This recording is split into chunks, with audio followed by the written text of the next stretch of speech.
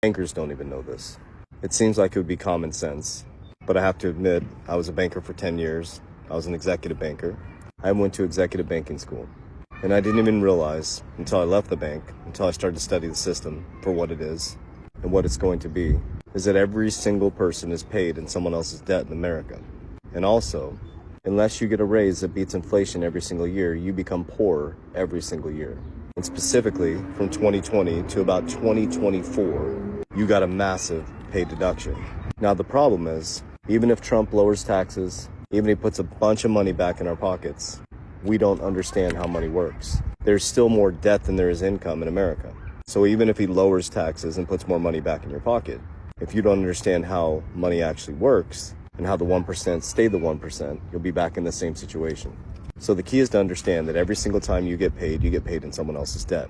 And what we should be doing is we should be saving, then spending afterwards. But in America, we spend, then we save what's left. So there's a couple things that we need to switch. Number one is we need to transmute our money from an inflationary asset, which is a dollar that is not attached to anything. It was detached from the gold standard, making it fiat, fake money.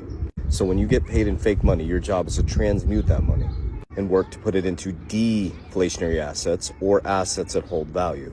That could be things like silver, gold, precious metals, any type of precious metal. I guess not any type, but ones that hold value. I use Bitcoin, XRP, deflationary assets. Both become more valuable as the years go on. Every time a transaction goes across XRP, it burns XRP. It has a fixed supply. Bitcoin has 21 million Bitcoin, 94% of the supply is gone, only 6% is left, and there's 8 billion people in the world. And now the governments are going to start gobbling it up like Pac-Man.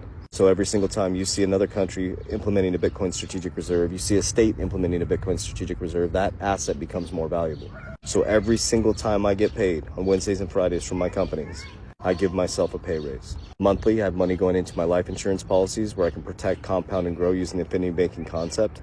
Getting market-like returns, I'm protecting my principal. That is my protection strategy for my family and being able to compound my money every 7 years at 10% and having my own bank.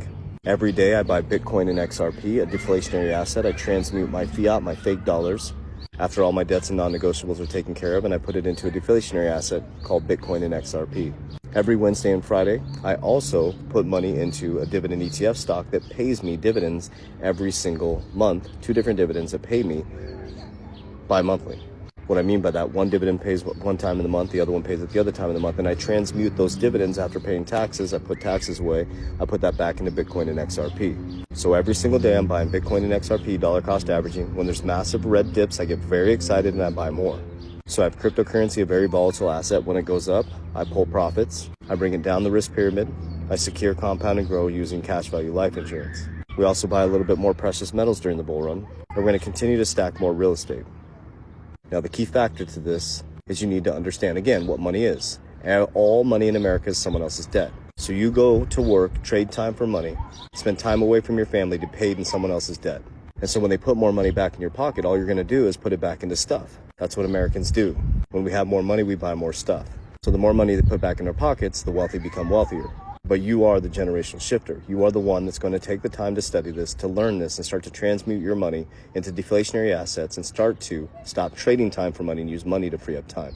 Now, there is no get rich quick. This takes time, it takes discipline, it takes consistency. But true freedom is freedom of time, freedom of choice, being able to take care of your family, your ecosystem, protect your ecosystem at all costs, and make sure that your family is a safe place to live.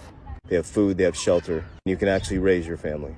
Because money is just a currency, it's just energy. We need to stop letting that energy go back to the 1% and learn how to disperse it to the 95%.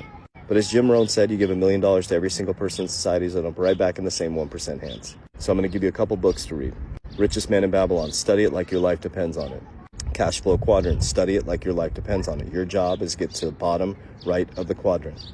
Think and Grow Rich, Secrets of the Millionaire Mind, Intelligent Investor, and every single day read the Bible like your life depends on it.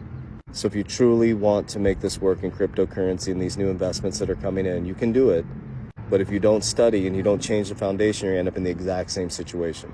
And if you don't truly understand what money is, and if you don't transmute it into something deflationary, like BlackRock is doing, like the largest asset managers in the world are doing by going into Bitcoin, and why XRP is becoming one of the biggest subjects out there, then you'll continue the cycle over and over again. We're in the freest country in the world, but we're the most undisciplined people. Freedom is not free. It takes discipline and consistency done for a long enough period of time to access that new paradigm. So if you didn't grow up with wealth, if you didn't grow up being taught about wealth like I didn't, you're going to have to learn it. And it's going to be a bumpy road, but it's going to be worth it. So I hope this information reaches you well. And I wish you and your family all the best. I love you. Warriors! Rise! Get your shit together.